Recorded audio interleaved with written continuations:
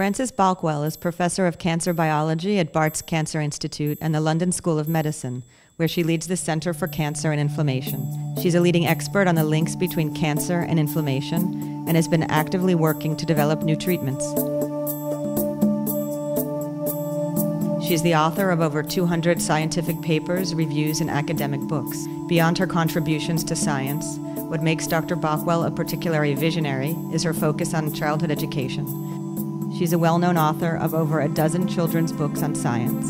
She is also the director of the Center of the Cell, a unique educational center for children. She's speaking to us at Humanitas after participating as a featured speaker at the hospital's lecture series. The Center for Cancer and Inflammation is doing exciting work. Can you talk about what you and your colleagues are doing, what you've discovered about the connection between inflammation and cancer, and how that's being used to develop cures for the disease? My centre has 3 groups in it, and my group looks at cytokines, chemokines and cancer, and then there's another sort of basic immunology group that's just starting, and then there's Torsten Hagemann's group that works on mainly on tumour-associated macrophages. And so our approaches are sort of complementary. So we are looking to see whether you can have therapeutic activity if you target inflammatory cytokines like interleukin-6 or TNF, and maybe in time we'll be looking at some chemokines and some chemokine receptors. And Torsten's group is looking at either targeting macrophages and seeing if they can use them, well, either sort of re-educating them, trying to make them recognize the tumour cells, or maybe using the macrophages and tumours to deliver drugs. But also, I think both our groups.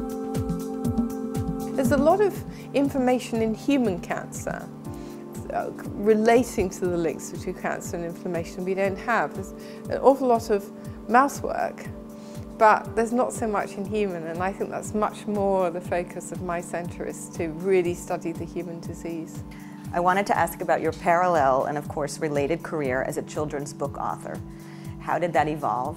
And can you talk about your latest book project, You, Me, and HIV, which is for young people in sub-Saharan Africa?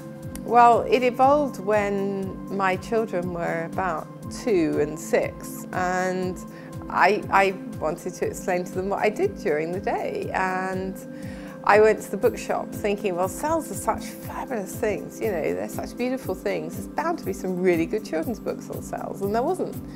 And I was very fortunate to meet up with a very good graphic designer. Because I could write the words and provide him with picture reference, but I couldn't draw. But he could draw what I would have drawn had I been able to draw. So it was quite exciting. So we did a lot of books together. You, Me, and HIV was really the most interesting of all the projects. It's not a book for sale. You can't get it on Amazon. It was produced by Cold Spring Harbor Press, and it's the idea of the world macrophage expert Simon Gordon, who has roots in South Africa. And it was to do a book on HIV and AIDS for the children of sub-Saharan Africa. And we did a lot of talking to the children and finding out what they wanted in a book. Because most of the other children's science books I did with my knowledge of my own children and all their friends, and just did it. But for something like this and subsequent things I've done as regards the Children's Science Centre, increasingly done a lot of research on what they want, because when you're doing sort of public engagement, science communication, all of this, you cannot just think, I am an amazingly clever scientist, I'm going to tell these ignorant other people how amazing this is. They don't want to know. You have to go out, find out what they know, find out what will help them, find out what they want to know. And it was fascinating with this, because whether it was children in the poorest rural schools, right in the deep heart of KwaZulu-Natal, or whether children in a very well-to-do school in Pretoria, they all had the same questions about HIV and AIDS, the same fears. You know, children are the same the world over. In this book, a lot of the drawings, like the ones on the cover, actually were done by the children themselves.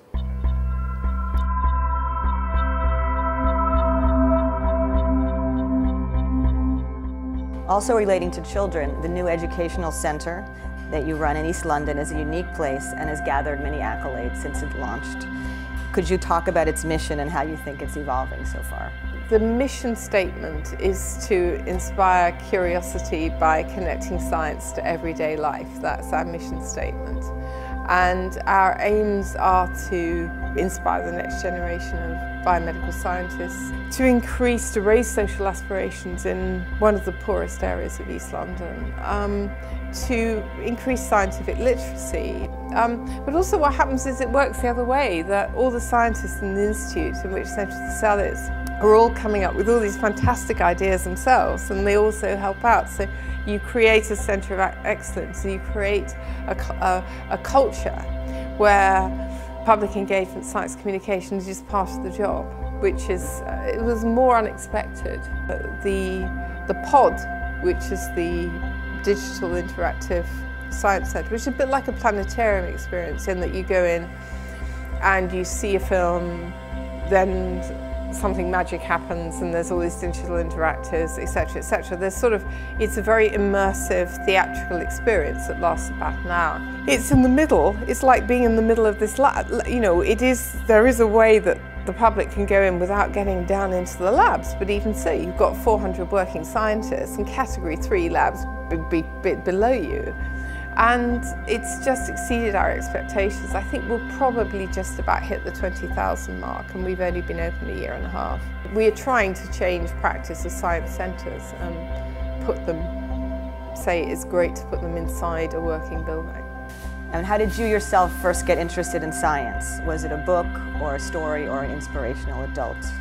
Oh, it's a teacher. You talk to any scientist, it's always the same. I had one teacher, and Mrs. Rawn, when I was a young teenager. What's the most important advice that you yourself would give to medical students today who are studying now? A young medical student, I would definitely say I passionately believe the future of biomedical science is in clinician scientists, and I think it's very important that clinicians understand the process of research, and even if they don't carry on doing research, because it's very hard as a clinician scientist, but they understand enough of the research process to have an equal dialogue with the scientists and at least provide them with samples in the right condition. Thank you so much for talking with us, and keep up the wonderful work.